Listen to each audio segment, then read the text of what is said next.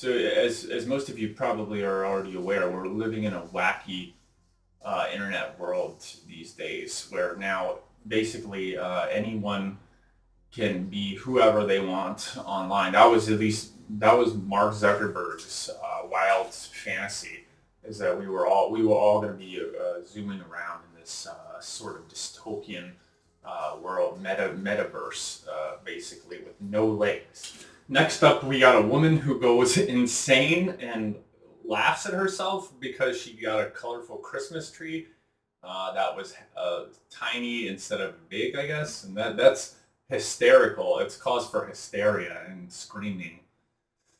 I mean, I guess. She bought this, the Instagram ad displaying a tree that fits in a living room, not the palm of her hand. Yo! This is the remote Christmas. Like, seriously? The point of this video originally was to raise awareness of this scam called pig butchering. And this, the newscasters get a little bit confused here, but I think the detective kind of describes the scam pretty well. In the world of cyber and counterterrorism threats, Special Agent Hassani has seen it all. But in 2021, he began seeing a new scam, pig butchering. But it just refers to raising little piglets, fattening them up, and butchering them. And they're fattening up their victim with illusions of grandeur, of wealth, of love, before bleeding them dry. So this is tremendously sad. People have been getting scammed for decades. I mean, I have to admit, back when I was in high school, I still remember this scammer actually scamming me on eBay and PayPal. And of course, when I contacted PayPal, they were like, "Oh yeah, we know this person has been scamming people," yet they were not blocked from using the site. So that was pretty nice, Mr. Elon Musk.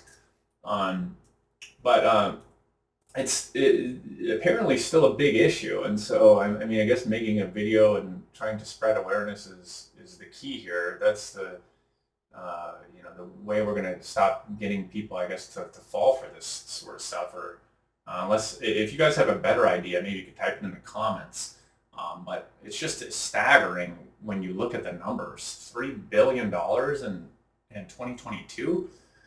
I mean, after you fall victim to a scam once or twice, I mean, it's like... It's called a pig butchering scam, and it might sound like a gruesome name, but that's because the amount of money victims are losing is painful. The scammers have a terrible term for what Wendy went through. They call it pig butchering. The New Mexico Securities Division calls them pig butchering scams. I know, but listen, don't worry. There are no pigs or any other animals. So here's where I say you should go watch the documentary. There's a really good documentary on Netflix called the Tinder Swindler. Tinder, oh my God. The Tinder Swindler. Tinder Swindler. It doesn't have a catchy name. And essentially, I mean, I don't think he invented pig butchering, but he was, he became famous for it. So, go watch that if you have to figure out, don't listen to these media reports or don't listen to me. Just go online and go to, netflix.com/Tinder Swindler. And, go watch for yourself, man. It's like, ugh.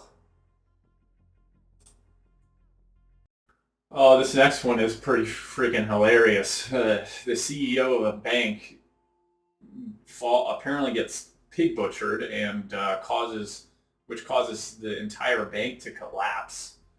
Yikes. And then, of course, as you would expect, this person, I don't know. What should happen? Type a comment about what should happen to a bank CEO that blows up his friggin' bank getting scammed and then is found guilty of embezzling money.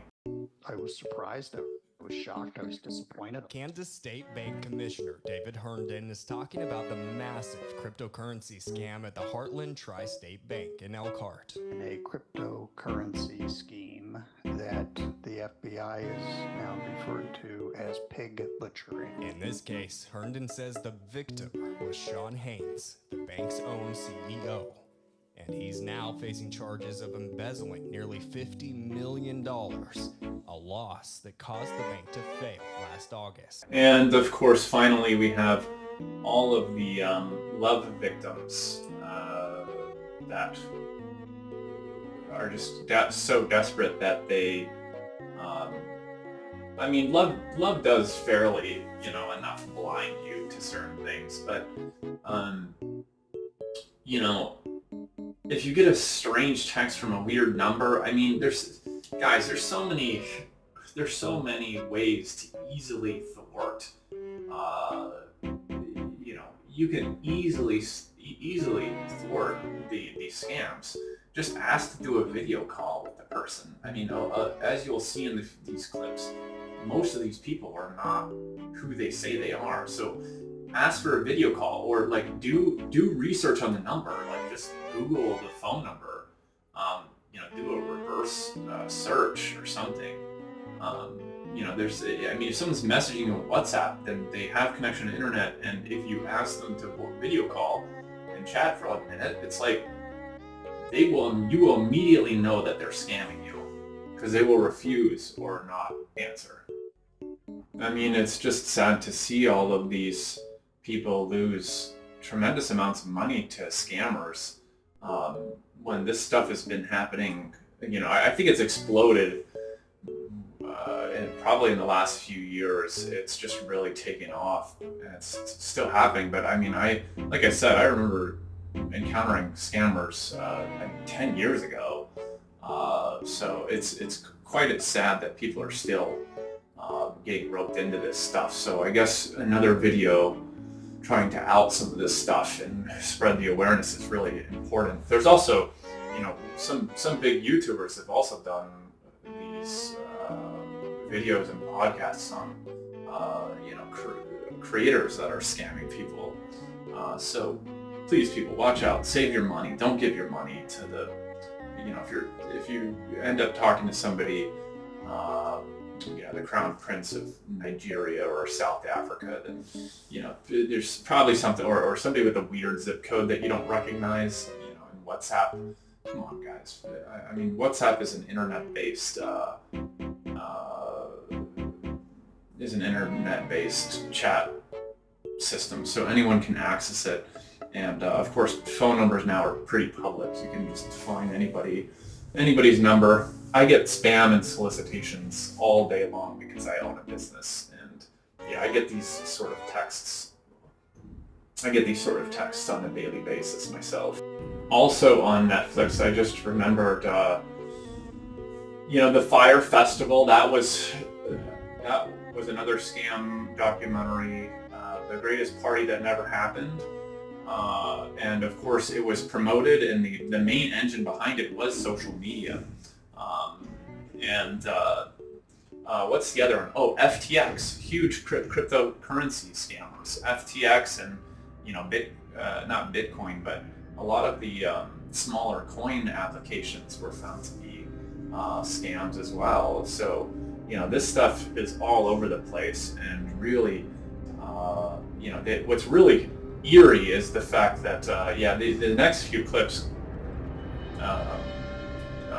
show how people are actually trafficked. Victims are trafficked into this lifestyle of scamming and threatened with violence if they do not comply with the criminal gangs in other countries.